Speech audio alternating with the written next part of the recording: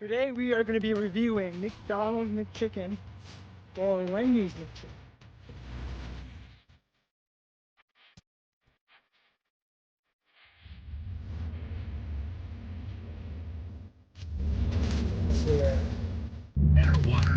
We got McChicken from McDonald's.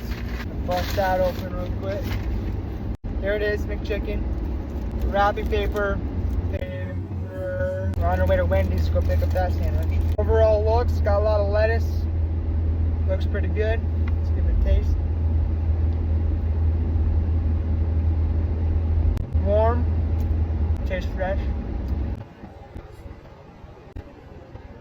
Red light. Tastes pretty good. There's a lot of mayonnaise on it.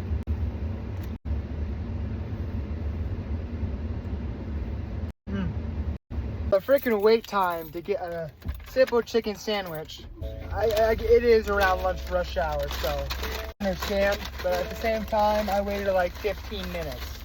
So McDonald's wins that aspect of it. But here we're gonna give it a try. Spilling lettuce all over my truck. Taste test.